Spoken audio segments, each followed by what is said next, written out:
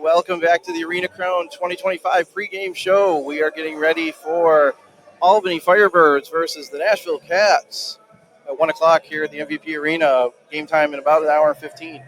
And with us now is the commissioner of AF1, the inimitable Jeff Fisher. Commissioner Fisher, how are we doing today? What do you think of this atmosphere today? Can't remember a day in recent where I've been any better than I am today. This is really cool. You guys are having a blast here and it's looking all over the place. This place is pretty impressive. I've been in here 2 or 3 times since the start of last season, and you go back to Nashville or go back, and people are saying, "What's it like up there?" I said, "Well, this is what it should be like in the indoor football world and the arena world."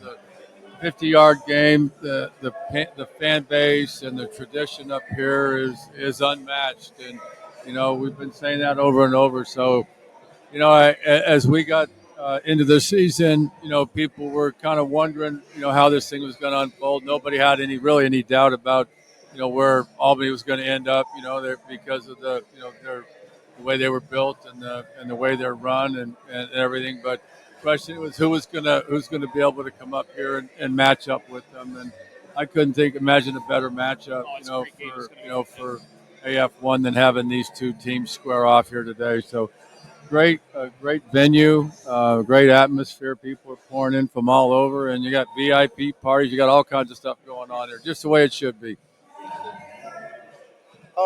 So yesterday at Media Day, you gave us an exclusive that 2 new teams are going to be joining AF1 for 2026, a team from Michigan and a team from Ohio. We heard that both of their ownership groups is here today to kind of watch this game and watch to see how things are done. You just talk about being able to have a league and successful that you can have a couple more teams come in for next season. Yeah, I appreciate the opportunity to speak on it. As the season moves on week after week after week, the assumption is, we're caught up in what we're doing, and reality is that we're building for the future. So we were pleased to announce that we're in the middle of the process.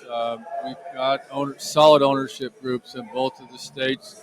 Specific cities will be revealed here in the near future, and that's not it. I mean, we got several others. That are here today, kind of just in attendance, just trying to take it all in. And so our expectations are for 2026 are a little bit bigger than the 10 that we've got right now, if you include both the state of Ohio and Michigan. So we'll kind of keep you posted. It's been a fun process, but what it comes down to is that franchises like Albany and like Nashville and the Kansas franchises, not to overlook anybody else in the league, but they're gaining a lot of attention in a short period of time. The league has, and as we talked about, the social media presence and how things are increasing on a weekly basis. We've got room to grow, and we're going to do it right. We're going to not rush into anything. We don't want any setbacks whatsoever. But we have a serious, impressive 5-year plan in place, and this is the first step as we move into 2026. So yesterday was media day, and they handed out some lead awards. How rewarding was it to get that part under your belt after year one? Well, what was fun for me was just having the players and the coaching staffs available, and just the professionalism and the way the media event was handled, and then the awards banquet last night was great for them. Both teams in the same room. They've been through a lot. Both teams have been through a lot, especially the Cats with 1 week at training camp and then having to go on the road week 0 and then a couple extra buys in there. But, when it is all said and done, the players are really excited. I mean, the food was great for that meal last night. Excellent. And nothing makes players more happy than a good meal the night before about a game. You know how that goes. So, everything has fallen into place. And Albany's a great host city, and the tradition and the history with respect to the indoor game is there, and it's obvious. What's from this, about the season start to finish? What's the thing that pleased you the most going through this season? that you were like, okay, this is good for us. This is good for the league. This is good for the continued success of the league. There's a couple things. I think the way the direction we're headed with respect to social media and our network partners and media partners and you guys I'm excited about where that's going. A minor part in some people's eyes, but a significant part in my eyes is what we've done with officiating. Jason Campagna now is our supervisor of officials, and what we did with the rules and what we were able to do within the game itself. Minor rule changes, but officiating is always. I think it's always overlooked. It's been a passion of mine. It's certainly anywhere you look, you can get in the car, drive down the road, drive by a park. There should be someone with a striped shirt out there officiating a flag football game or a youth football game, and those officials are equally as important to the success of that game as the coaches and the players are. And so, I wanted to really make a point of emphasis on upgrading our officiating department, the respect factor, the interaction between officials and the players, and then what goes along with that is the sportsmanship issues, that are important. It's a competitive game. It's a contact sport. Emotions are high, but nothing pleases me more than to watch one player from one team help an opposing player up off the ground or up out of the seats or whatever it is. It's the way it is, and I think the respect factor is there and it's coming, and it's all about sportsmanship and putting on a show. And when people come out, when the first timers come out, I mean, the first time where they're going to attend an indoor game like this, you want them to want to come back, tell everybody they know, and want to come back. This is a special game. I mean, there's nothing like arena football. It's just not. The player access, the action.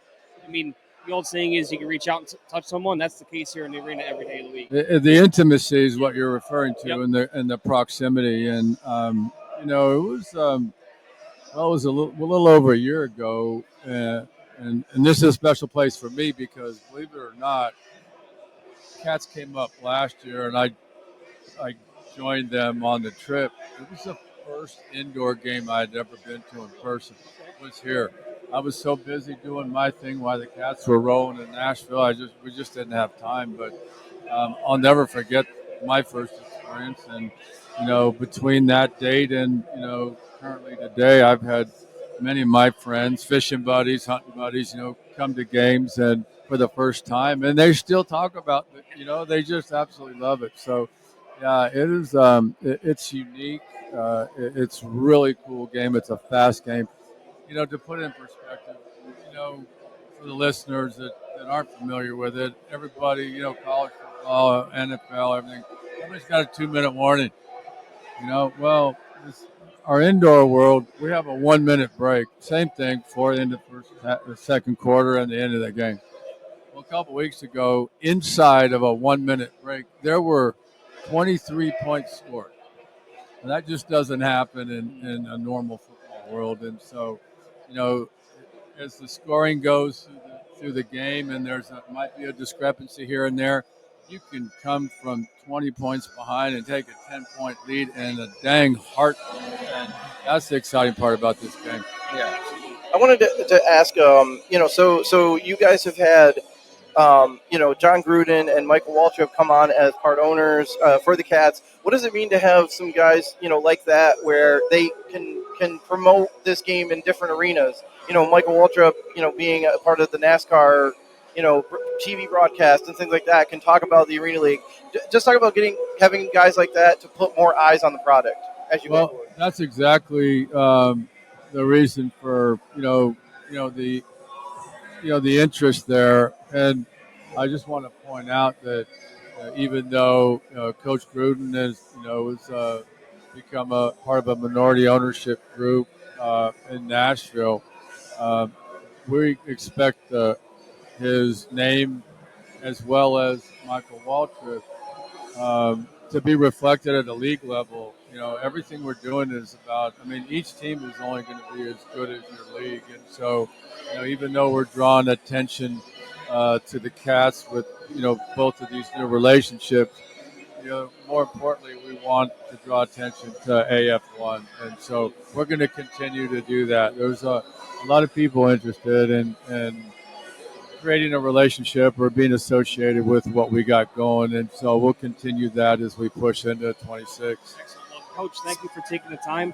We're looking forward to the game here in about an hour and, I don't know, about an hour, actually. Well, I appreciate the opportunity. I'm looking forward to a great game. I hope it comes down to the very last play. I think it will. All right. Thank you, guys. Coach Fisher, we thank you.